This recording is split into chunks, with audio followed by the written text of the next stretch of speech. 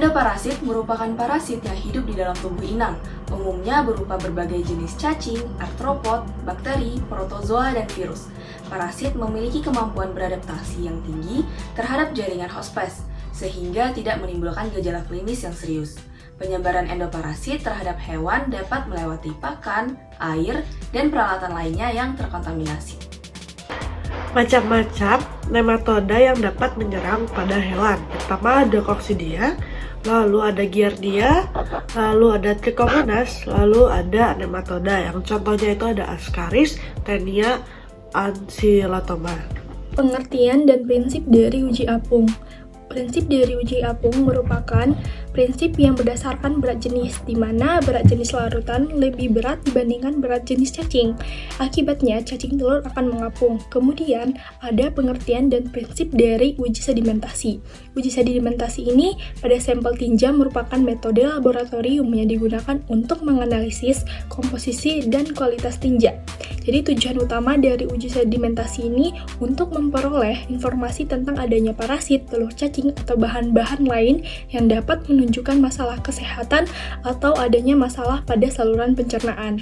Kemudian ada pengertian dan prinsip dari uji MC Master, di mana uji MC Master ini merupakan metode identifikasi kuantitatif dengan menghitung jumlah telur yang terkandung dalam setiap gram feses hewan yang diperiksa atau telur tinja gram tinja atau disingkat dengan TTGT. Ini tuh uji yang ketika sampelnya sudah siap dimasukkan ke dalam kamar tidur MC Master dan digunakan untuk determinasi jenis cacing atau perhitungan telur cacing. Sapi yang kami periksa dengan nama 3018 yaitu dia tidak mengalami gejala gastrointestinal setelah kami melakukan inspeksi, palpasi, auskultasi, dan berbagai uji. Namun di sini saya akan menjabarkan saja apa yang telah saya lakukan PE ke sapi tersebut. Untuk secara infeksi dia mengalami pergetaran di kakinya. Nah, kemudian dilihat juga BCS-nya kemungkinan 2/5.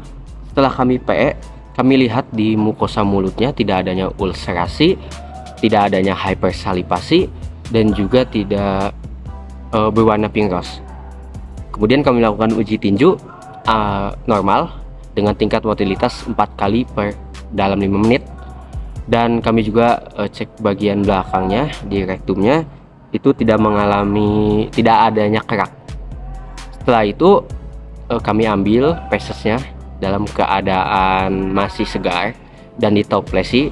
Setelah ditoples kami bawa ke rumah salah satu teman kami untuk disimpan di dalam kulkas.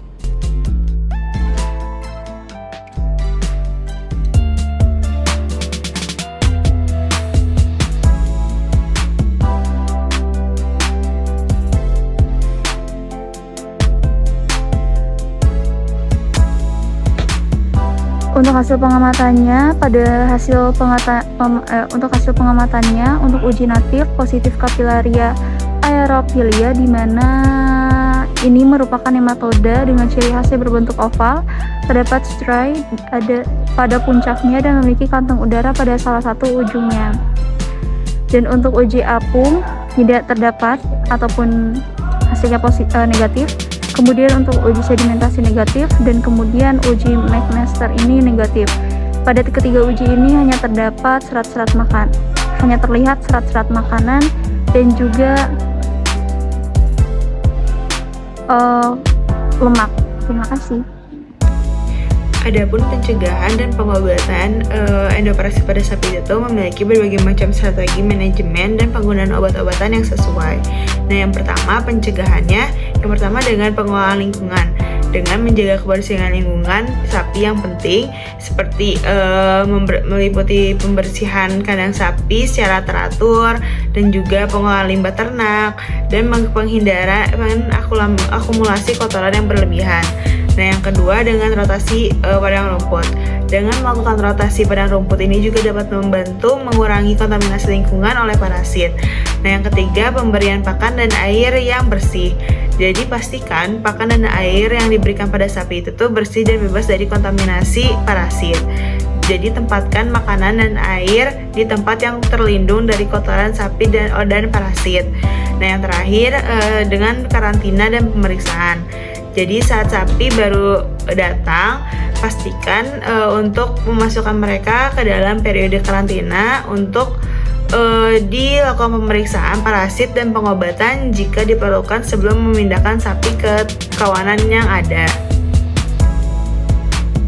Baik, selanjutnya ada pengobatan. Nah, ada pun beberapa jenis obat endoparasit pada sapi yang biasa digunakan untuk pengobatan pada sapi, yaitu yang pertama ada benzimidazole. Nah, contohnya itu adalah albendazole dan fembendazole. Nah, obat-obatan ini bekerja dengan menghambat pertumbuhan dan perkembangan parasit dalam tubuh sapi. Yang kedua ada macrosilikakton, contohnya ada ivermectin dan doramectin. Nah, obat-obatan ini itu efektif dalam mengendalikan cacing usus dan cacing hati pada sapi.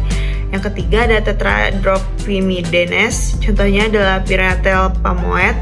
Nah, obat-obatan ini juga efektif dalam mengatasi cacing usus seperti cacing gelang dan cacing pita pada sapi. Yang keempat ada imidazotiazole, contohnya adalah levamisole. Nah, obat ini juga bekerja dalam menghambat sistem saraf parasit dan digunakan untuk mengendalikan cacing usus pada sapi.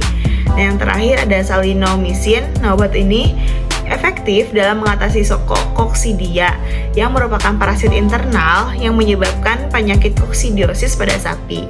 Nah, pemberian obat-obatan endoparasit pada sapi ini tuh harus dilakukan dengan hati-hati dan sesuai dengan dosis yang direkomendasikan oleh dokter hewan. Dan ini tuh penting untuk mengikuti petunjuk penggunaan dan waktu pengobatan yang tepat untuk memastikan efektivitas pengobatan dan menghindari resistensi obat. Nah, mungkin sekian dari saya mengenai pencegahan dan pengobatan pada endoparasit pada sapi.